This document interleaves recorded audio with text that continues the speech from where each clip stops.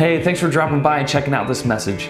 These lessons come from our Sunday gatherings at Victory Christian Church in Franklin, Indiana. Our 5th through 8th graders meet at 9 or 10:30 a.m. and our high schoolers meet from 6 to 8 p.m. If you find that this content brings value to your life, then please consider subscribing and hitting that bell so that you can be notified when we upload our next message. Our hope is that this video brings more clarity into your life as to who God is and what He wants for you in light of who Jesus is and what He's done for you. Enjoy and have a great day.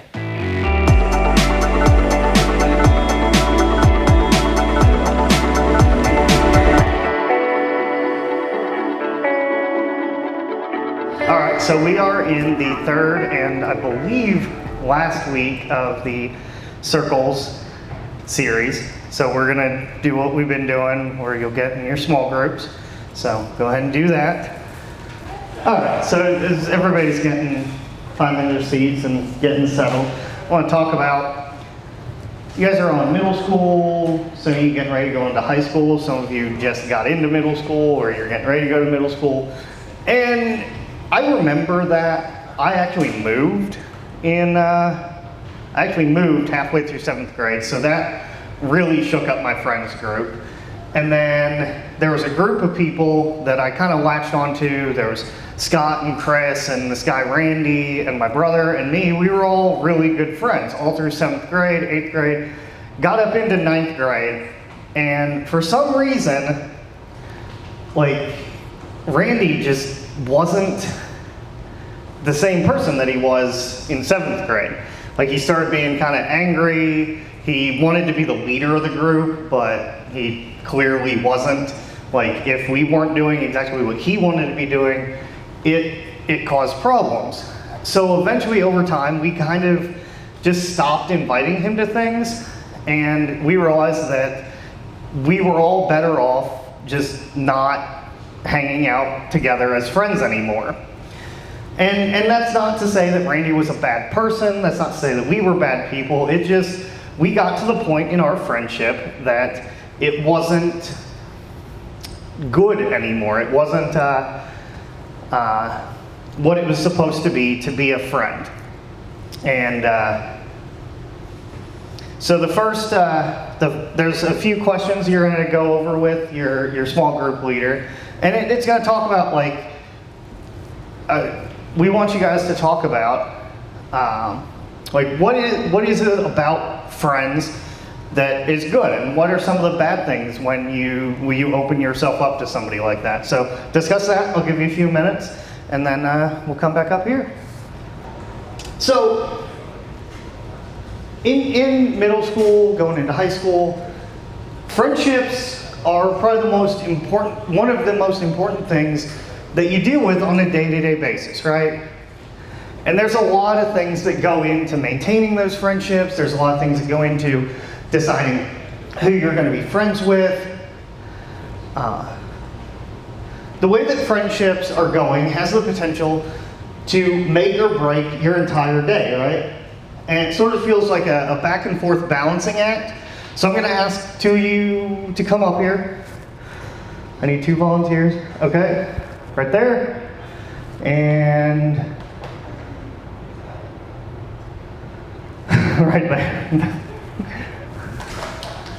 Okay. Yeah. Okay, so I want you to hold this bucket over here. Wait, me? No, her, sorry. And then I want you to hold the red bucket. All right. So I was gonna do this with one person, but trust me, just trust me. Okay. So friendships are a balancing act.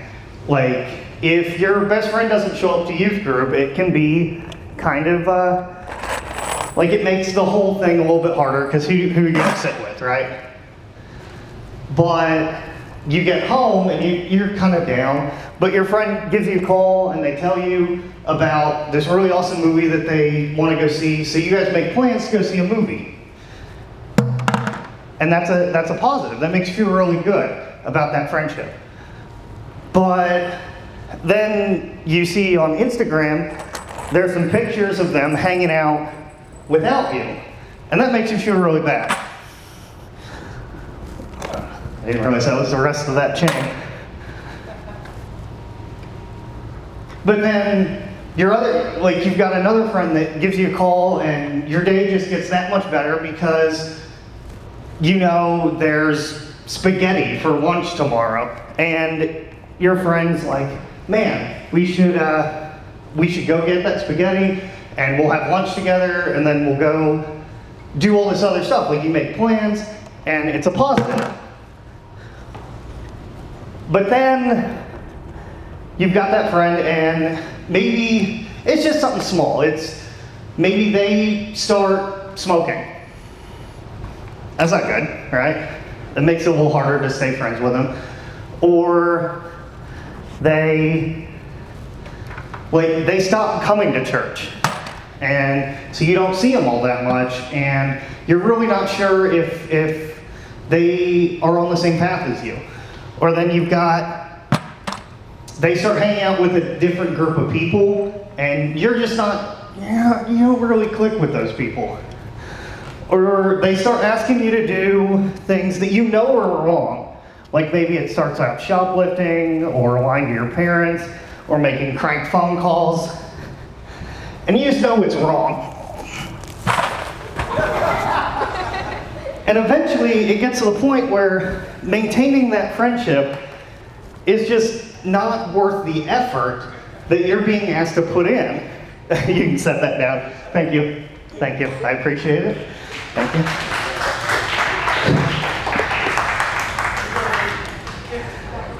And the reality is, as great as the great days are, there are gonna come days where things aren't as good. And sometimes friendships can get really complicated. They get really complicated. And sometimes the priorities in your friendship, they're gonna shift. Your friendship is gonna shift, and that doesn't mean that one of you is the bad guy, but sometimes those friendships, they just shift. And it doesn't feel great, and usually the friendship feels unbalanced and maybe bad for you.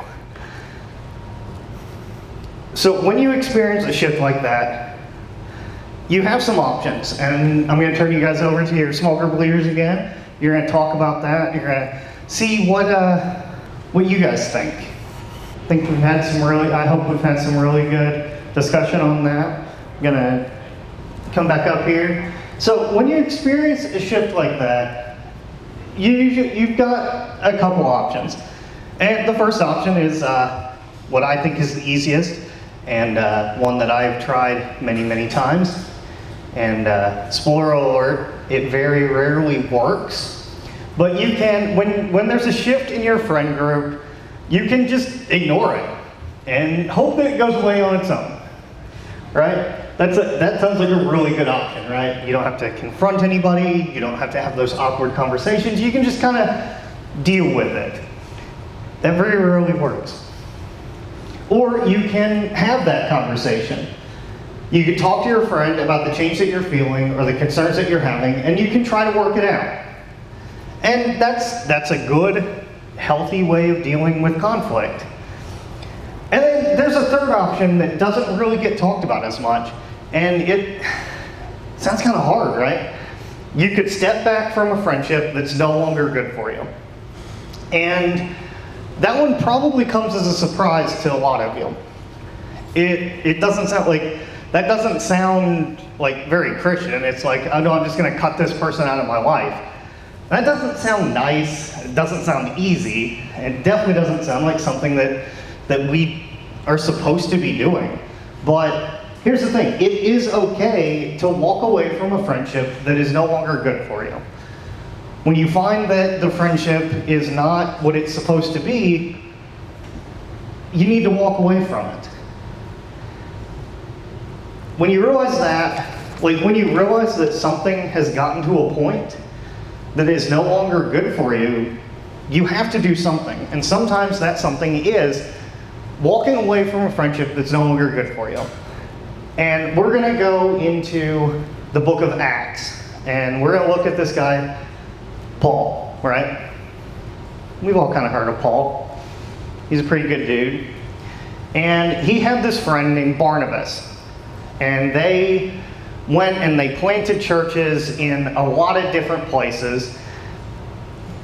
Paul and Barnabas, they were like Batman and Robin, or, oh gosh, I can't even think of like Peyton Manning and Eli Manning. I don't know. Like, I'm thinking of like a dynamic duo. You know what I'm talking about. Like, they were partners. Sherlock Holmes and Watson. They were the dynamic duo of church planting. They are the ride or die. I don't know if you guys ever watched Sons of Anarchy. Not really a good show for kids, but there's this concept of ride or die. It's you're with them till the end of the day. Like, they were the best of friends on a worldwide mission to help people understand what faith in Jesus could do for them. So they were like, that's who they were, right? And Paul and Barnabas, they spent most of their time traveling together to start new churches. And there wasn't, this wasn't planes or trains or even like a road trip. This was walking 30 to 40 miles a day to get to these places. So, it's kind of a rough little setup anyway. But they spent all this time together, walking to these places, planting these churches. They were the best of friends, right? Even though they've been traveling together for a long time as friends, Paul and Barnabas still argued from time to time. I mean, we all fight with our friends, right? But one day they got into an argument that changed their friendship, and it caused a shift in their circle. In Acts 15, it says, this is starting verse 36, if you guys want to follow along. Sometime later, Paul said to Barnabas, "Let us go back and visit the believers in all the towns where we preach the word of the Lord and see how they are doing." And Barnabas wanted to take John, also called Mark, with them, but Paul did not think it was wise to take him because he had deserted them in Pamphylia and had not continued with them in the work. So basically, they had an argument over another one of Barnabas' friends, right? And there's a little bit of context there. They had been on a mission trip to Pamphylia earlier, and this guy had gone with them, this John Mark. He had gone with them, and about halfway there, he's like, you know what, my feet really hurt. I don't think I want to do this anymore. And he left. And that kind of stuck with Paul. Like, he really didn't trust John anymore after that. And Barnabas was like, no, he needs to come with us. Like, he needs to come with us. And Paul's like, no, I don't think he does. I don't think that he needs to come with us on this. I don't feel like he's not the same person that we need on this trip.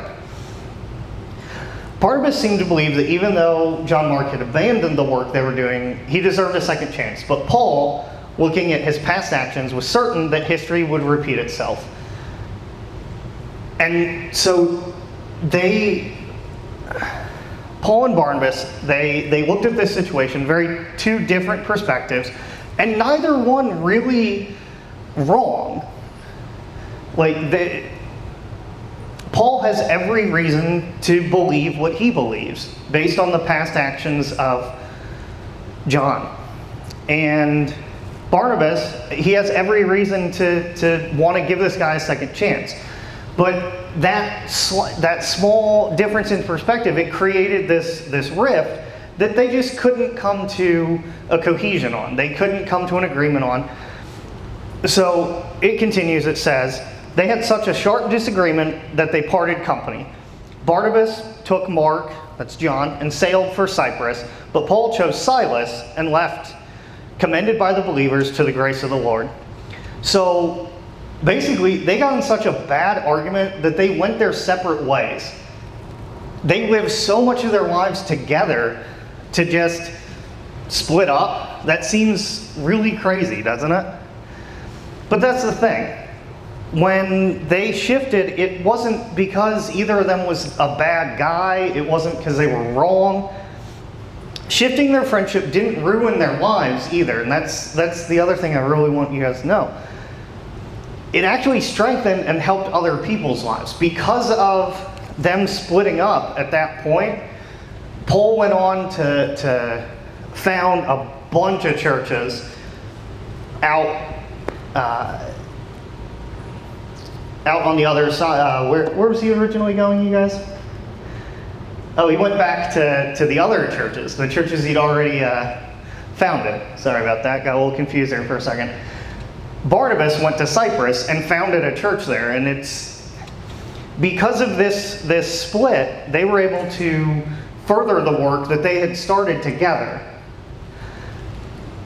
And there wasn't like a big blowout. It wasn't like there's history books written about the argument they had.